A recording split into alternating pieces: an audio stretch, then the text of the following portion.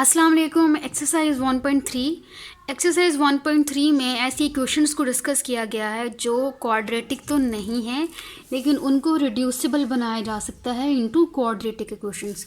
और उसमें different types of equations हैं और उन इक्वेशंस को रिड्यूस करने के लिए into quadratic equation different methods हैं।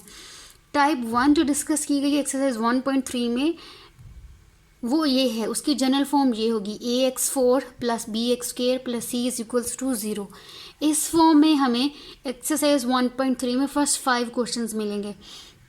अब इस क्वेश्चन को देख के तो साफ पता चल रहा है कि ये क्वाड्रेटिक नहीं है। क्वाड्रेटिक इक्वेशन की स्टैंडर्ड फॉर्म होती है ax² plus bx plus c is equals to 0 और यहाँ हाईएस्ट पावर बनती है, यहाँ हाईएस्ट पावर है 4। तो किस तरह हम इस इक्वेशन को क्वाड्रेटिक इक्वेशन में रिड्यूस करेंगे। यहाँ अगर हम देखें तो जो कोफिशिएंट ऑफ जो b सेकंड टर्म है, मिडिल टर्म है, इसमें x² है और जो फर्स्ट टर्म है इसमें x की पावर 4 है। इसका मतलब कि ये वाला इसका ये जो पावर है और ये जो पावर है x पावर 4 ट्वाइस है x पावर 2 का। तो अगर हम x² को लेट कर लें x² is equals to y, इसको किसी और वेरिएबल की टर्म में सपोज कर लें, लेट इट इज़ y, ठीक है। और अगर हम इसका स्केयर लें x² और इसका अगर हम स्केयर ले लें तो ये बन जाएगा इधर भी y², ठीक है। और इसका स्केयर लिया तो ये इस तरह लिखा जाएगा ना 2 इंटू 2, स्केयर पावर में जो स्केयर है वो मल्टीप्लाई हो जाता है तो ये बन जाएगा x पावर 4।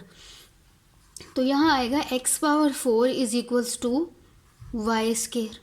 तो यहाँ से हमने क्या किया, हमने एक वेरिएबल को जिसमें क्वेश्चन गिवन था उसको in terms of another variable लिखा। और अब हम देखेंगे कि ये जो स्टैंडर्ड फॉर्म जनरल फॉर्म थी टाइप 1 की, ये क्वाड्रेटिक इक्वेशन में कन्वर्ट हो जाएगी।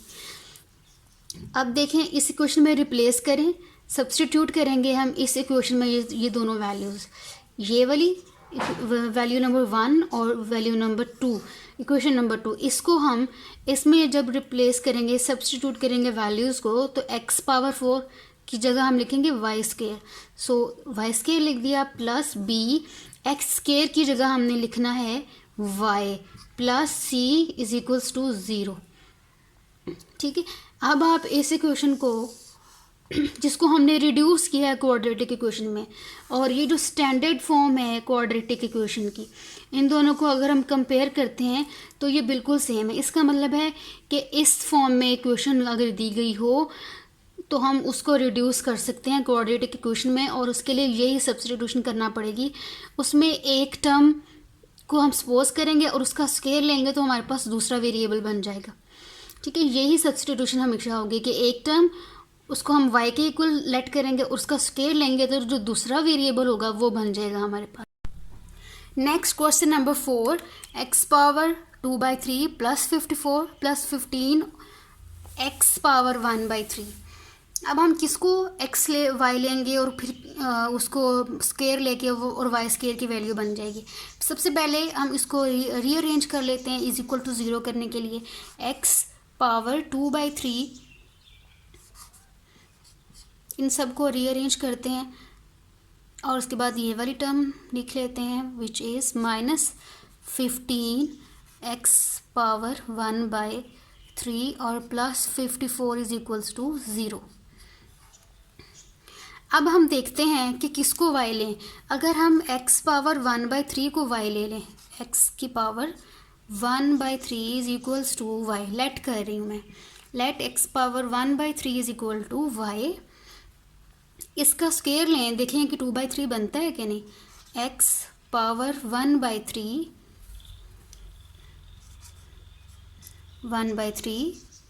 इसका दोनों तरफ स्केयर ले लेंगे, y का भी स्केयर आ जाएगा। x power 2/3 is equals to y²। तो यहाँ एक तो हमारे पास x पावर 1/3 है, दूसरी x पावर 2/3 है और यहाँ हमने x पावर 1/3 को लेट किया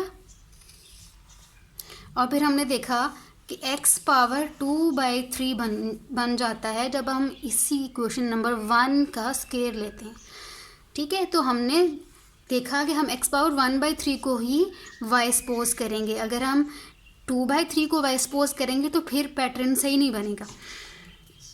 अब हमने यही दोनों वैल्यूज़ को इक्वेशन ए में रिप्लेस करना है। पुट 1 and 2 इन ए, तो x⁻2/3 की जगह क्या आएगा, y²। y² next is -15, x⁻⁴ is y plus 54 is equals to 0। Now this is quadratic equation. ठीक है, इसको सॉल्व करना है बाय फैक्टराइजेशन।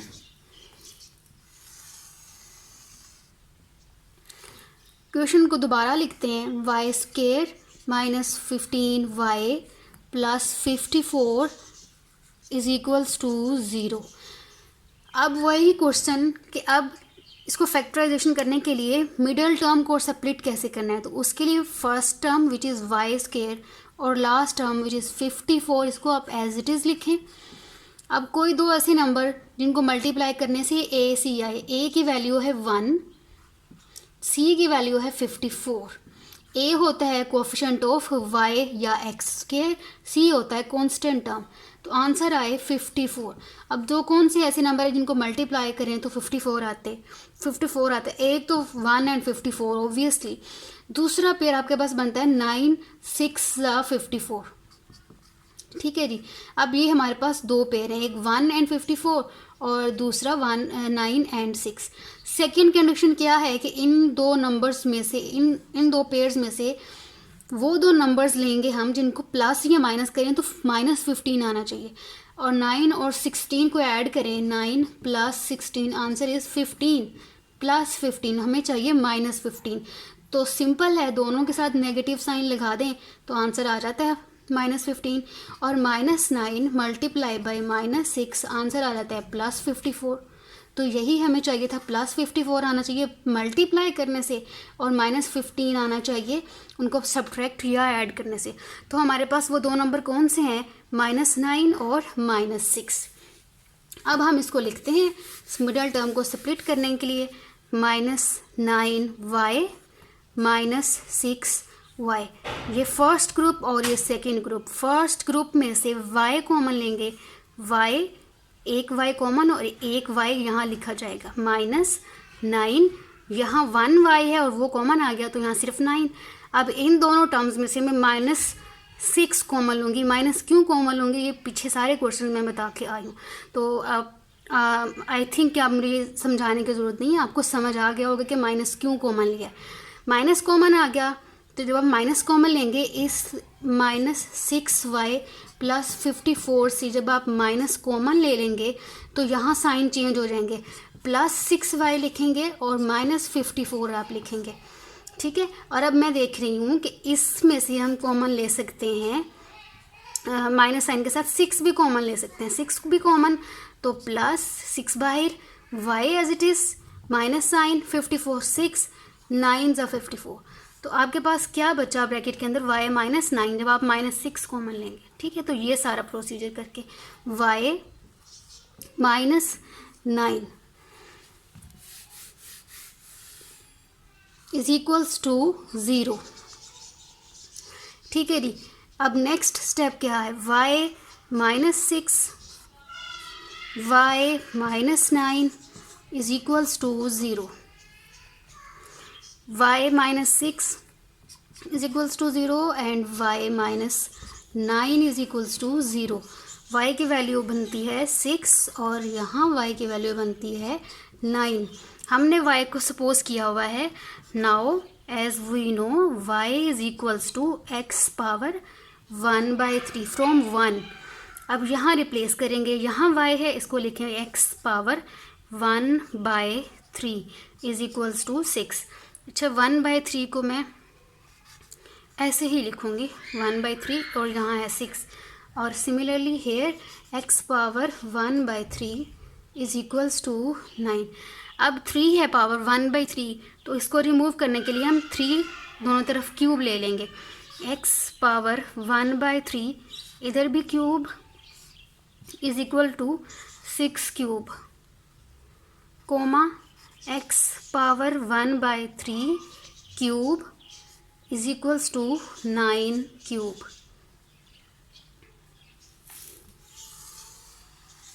यहाँ है 9 का क्यूब। ठीक है, तो नेक्स्ट हम करते हैं, यहाँ क्या होगा, x रह जाएगा, ये 3 और ये 3 कैंसिल। ठीक है, जब इसको हम कैंसिल करेंगे तो यहाँ पे रह जाएगा सिर्फ x। तो यहाँ पे है x is equal to 6 cube. 6 का क्यूब लेंगे तो आंसर आता है 216। यहाँ भी क्या होगा, 1/3 है, ये 3 इस 3 से कैंसिल, तो यहाँ बचेगा x। तो x की value x is equal to 9 cube जब आप करेंगे तो आंसर आएगा 729। ठीक है, तो हमने x की दो वैल्यूज़ निकाल ली। अब सोल्यूशन सेट लिखेंगे। Solution set is 216 and second number is 729। So this is our answer. Question number 5, 3x power -2 + 5 is equals to 8x power -1। तो पहले इसको हम इस टर्म को भी इज इक्वल्स टू 0 करने के लिए इस टर्म को शिफ्ट कर लेंगे। तो यहाँ लिखेंगे हम 3x पावर -2 + 5 एंड माइनस, इसको पहले लिख रही हूँ ना, x वाली वैल्यू को मैं इसको पहले लिख रही हूँ और रीअरेंज करके 8x पावर -1 + 5 कॉन्स्टेंट टर्म है तो इसको एंड में लिख दिया इज इक्वल्स टू 0। अब यहाँ इस क्वेश्चन में बहुत इजी है ये अंडरस्टैंड करना कि कौन सा x पावर किसको हम y लेट करेंगे। तो x पावर 1 को हम y लेट करेंगे। Let x power -1 is equals to y, इसका स्क्वायर लेंगे, x पावर -1 दोनों तरफ हम स्क्वायर ले लेंगे। तो यहाँ पे बन जाएगा x power -2 which is equals to y square. तो ये इक्वेशन नंबर 1 है, ये है 1, ये है 2। अब क्वेश्चन में देखें x पावर 2 है, ये है x पावर 2, तो इसको हम y लिख देंगे। ये है equation A। Put equation 1 and 2 in A, तो फिर A इक्वेशन बन जाएगी क्वाड्रेटिक इक्वेशन। हम इसे लिखेंगे 3y square -8y + 5 is equals to 0।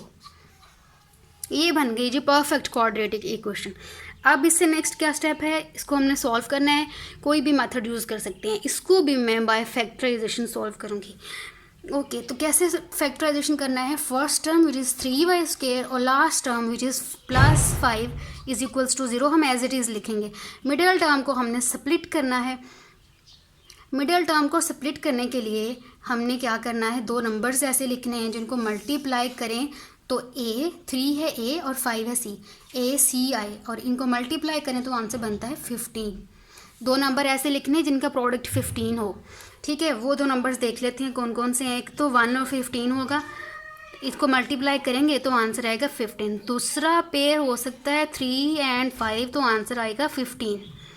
ठीक है जी, ये दो पेयर्स हमने लिख लिए। अब सेकंड कंडीशन क्या है कि इन्हीं दोनों पेयर में से कोई एक पेयर ऐसा होना चाहिए जिसको प्लस या माइनस करें तो आंसर आए -8। ठीक है, -8 क्या है, B। अब देख लेते हैं, 1 और 15 को प्लस करें तो आंसर आता है 16, इनको सब्ट्रैक्ट करें तो आंसर आता है 14। तो ये पेयर यूज़ हम नहीं कर सकते। इस पेयर को देखें, 3 + 5 आंसर आता है +8, हमें चाहिए -8, तो हम इनके साइन चेंज कर लेते हैं, -5 -3, तो आंसर आएगा -8। तो वो दो नंबर्स कौन से हैं, -3 और सेकेंड इज़ -5। y वेरिएबल में है मिडिल टर्म, तो y variable as it is आ जाएगा इसके साथ। ठीक है, तो अभी हमने कर लिया है मिडिल टर्म को स्प्लिट। नेक्स्ट स्टेप में हमने इसके ग्रुप बना देने। नेक्स्ट स्टेप में हम ग्रुप बना देंगे फर्स्ट 2 टर्म्स का और लास्ट 2 टर्म का ग्रुप बन जाएगा। इन दोनों में से देखें क्या कॉमन है, 3 और y, दोनों टर्म में 3y, तो हम 3y कॉमन ले लेंगे। 3y कॉमन, यहाँ 3 1 टाइम था वो कॉमन, y 2 टाइम था 1 टाइम कॉमन, तो 1 टाइम यहाँ हम लिखेंगे। इनको मल्टीप्लाई करेंगे तो 3y स्क्वायर बन जाएगा। नेगेटिव साइन 3y कॉमन आ गया तो यहाँ रह गया 1। Next term is -5y +5। इस पूरी टर्म से माइनस कॉमन ले लें तो ये जो अंदर जब माइनस कॉमन लेते हैं तो इन दोनों टर्म्स के साइन चेंज हो जाएंगे, माइनस प्लस में कन्वर्ट हो जाएगा और प्लस माइनस में। तो यहाँ आएगा +5y और -5। अभी इन दोनों में से हम क्या कॉमन ले सकते हैं, 5 -5, 5 common, y minus sign as it is, 5 1 ज़ा 5।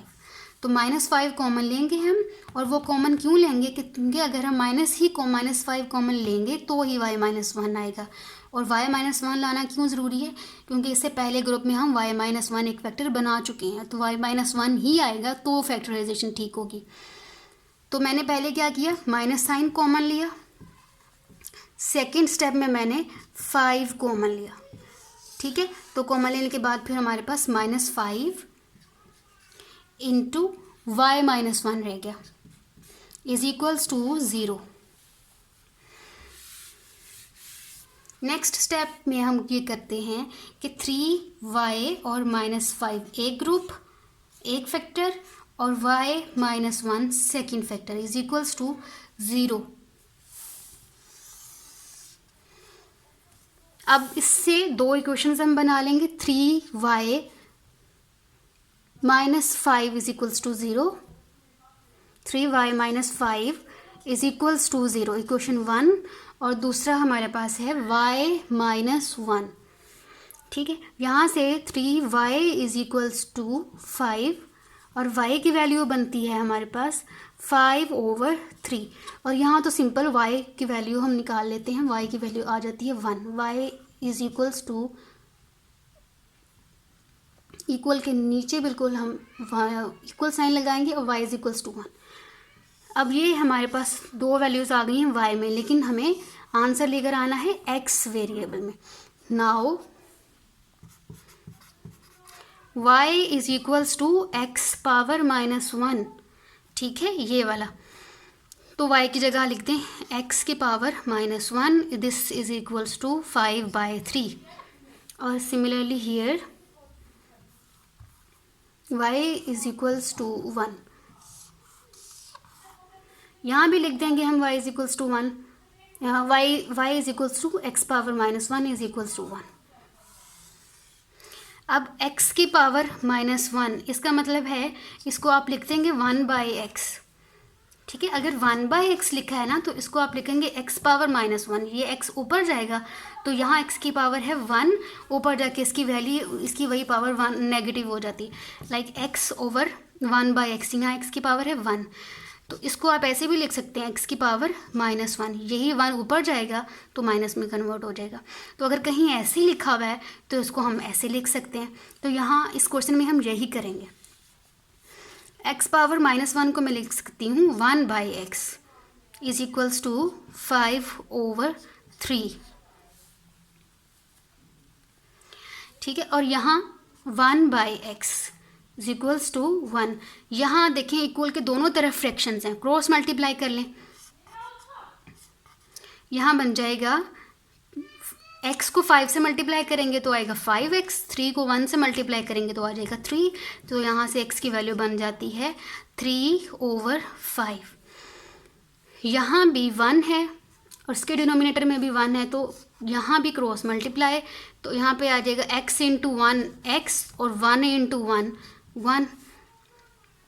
सोल्यूशन सेट अब हम लिखेंगे, solution set is equals to 3/5, 1। This is our answer. तो फर्स्ट 5 क्वेश्चन एक्सरसाइज 1.3 की हमने सोल्व आउट कर लिए।